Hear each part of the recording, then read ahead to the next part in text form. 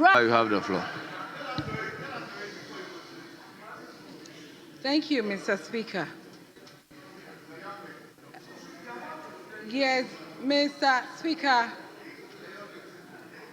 Indeed, I'm the youngest, but then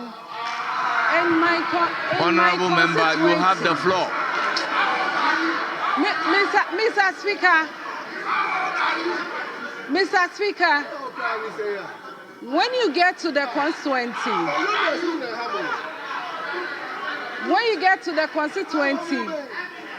yes, we have Honorable Majority Leader.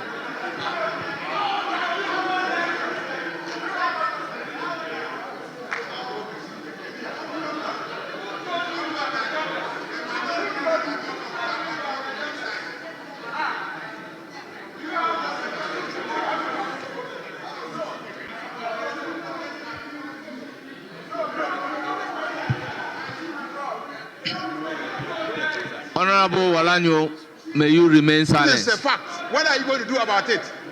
She's the youngest. Thank you, Mr. Honorable Speaker. members, particularly if your leader is on the feet, I don't expect anybody behind the leader to be talking.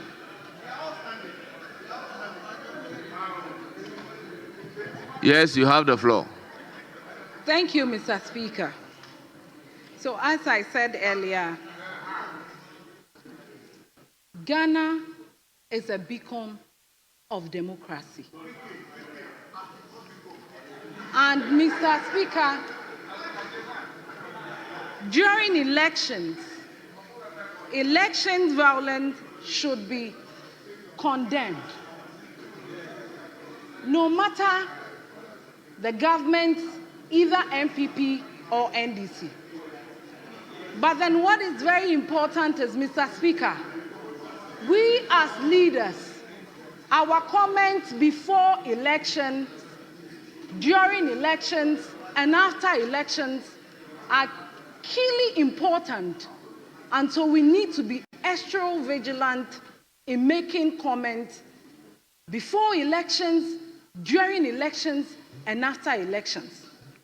Mr. Speaker, on this statement of Akroma West, Akroma North, Mr. Speaker,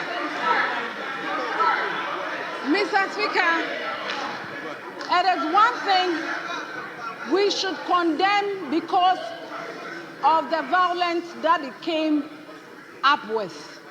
But notwithstanding, we would commend the security forces that came quickly to the aid of the former Member of Parliament.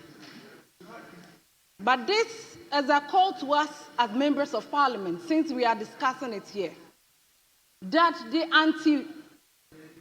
anti-vigilant bill that we pass, we should check and amend it. We should tighten up any loopholes in it.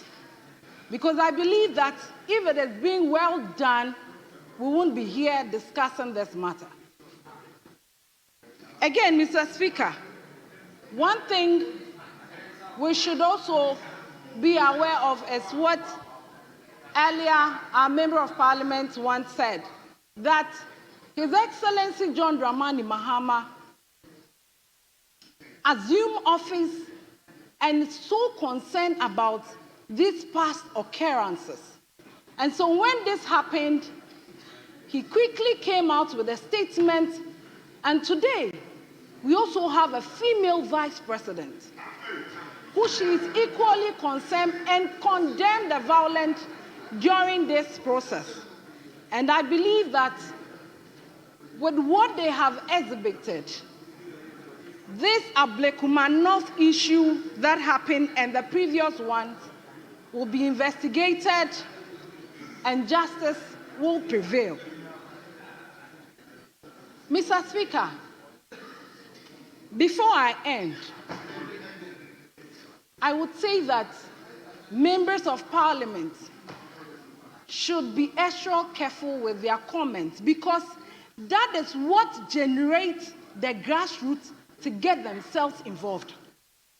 But don't forget that after those comments, you would go to your house and get someone's innocent kids into this mess, and at the end, some will be arrested, some will be at the hospital, and some would even, out of that, even die. What do we do? What do we do as members of parliament? And I am very happy that today, the youth, which I'm also part, we are learning from this. Today, because it's a former member of parliament, it's being read on the floor of parliament. What about the innocent ones? Because they don't have titles, because they are not known outside there. Mr. Speaker, please, I will urge members of parliament, we go out for the elections. We should be careful what we tell our grassroots and people who follow us, not to get themselves involved. And this is a big message to our constituents. No leader, and I repeat, no leader should encourage you to get yourself involved, because at the end, you would find yourself wanting, and the person will be somewhere else. And so, I would thank the maker of this statement. And before I end, it is not only elections, some comments. Today we are talking about female matters. Any comment that would rise harassment, intimidation, it all generates, then piled up and get to this point. But let's not forget that Ghana is a hallmark when we talk about peace and better democracy.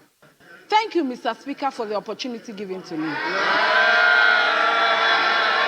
My support and said he should come and make the statement, and I assured him that I will join him to condemn the violence. I gave him that assurance, and I intend to keep my word and to join him, and I believe many well-meaning citizens, including the sitting vice president of the Republic, who have all condemned the violence. So the violence is condemned by this side of the House, Mr. Speaker. We condemn it. Nobody wants violence. Nobody should encourage violence. Indeed, for those of us whose vocation depends on elections and having it peaceful, we should be the first to condemn violence in any election, no matter the circumstance. So, Mr. Speaker, I join the minority leader to condemn the violence. Mr. Speaker, again, every crime is a crime. Whether the crime took place during an election, whether the crime took place after an election, or in any circumstance, a crime is a crime. When there is evidence of criminality, I have always advocated that the state agencies must take decisive steps to deal with it. When Donald Trump lost the elections and his supporters marched on the Capitol and the Democrats won, they pursued them one after the other. They pursued them one after the other, prosecuted them, imprisoned some, just to send a signal that that kind of behavior is not acceptable in a democracy. So, Mr. Speaker, it is the duty of the law enforcement agencies, if they have evidence of crimes, to pursue it. So I support any call for investigation by the law enforcement agencies. People say probe. What is a probe? They are police officers. It happened within their jurisdiction. It's just 19 police stations. Why can't they investigate what happened, and where there is criminality, deal with it as a simple crime? When we elevate it to commission of inquiry, then parties mobilize behind their various supporters, and we all begin to defend the indefensible. I don't think this is a matter for commissions of inquiry. It's a simple thing. 19 police stations where there was violence, the police know, they were there, they had representatives. Somebody said, oh, they were there, but they were not holding weapons. It's not even commendable for policemen at polling stations to be holding weapons. Normally in elections, the army or those who are holding weapons are at specific locations, vantage points. But the policemen who are at the police station, they don't wield weapons. You don't. There were cameras, 19 police stations. So we know what happened. Indeed, the incident that we're all discussing, it is captured. There's a video of it. We all saw what happened. We all saw what happened. If we are calling for investigation, let them investigate. If we are calling for prosecution as a house, let's call for prosecution. That's my position on the matter. I'm pleading with you. But again, I said something earlier, and you tried to create the impression that I was speaking ill of the police or security agencies by saying that they were put to sleep. Please, as a political party, be decisive. If you are running an election, run it. If you are not, don't run. Don't run. Mr. Speaker, I have read social media reports of the NPP as a political party taking on their candidate. And I've seen, a press conference, and I've seen the candidate also apologizing for defying her party and participating in the elections. Candidate conclude. Mr. Speaker, as I said earlier on, the police need to be able to estimate the level of violence or, potential of violence of a particular activity in order to determine what level of mobilization, what level of deployment, how much resources to invest in monitoring a political exercise. When you give them wrong signals and they underprepare, you will have situations. So as I call on the police to up their game, I also feel, honestly, having experienced their involvement in managing very, very difficult situations, I have confidence in them, they and the military, that they can withstand any situation. They can handle any electoral situation in this country. But we need to give them the right signals so that they also prepare properly. So I'm not ready to really condemn them for whatever has happened, because I think that we misled them in terms of their level of preparation. Not that they didn't have the capacity, but we misled them. And I'm being very, very frank about this. So I thank the minority leader for the statement. And even more, I thank him because when we went into conclave, we raised issues about certain parts of his statement, and he graciously deleted all those and presented a statement without the areas that we on this side felt uncomfortable about.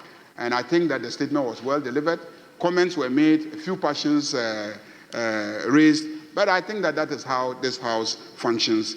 After this, we will go and then we'll continue to be friends. Thank you very much, Mr. Speaker.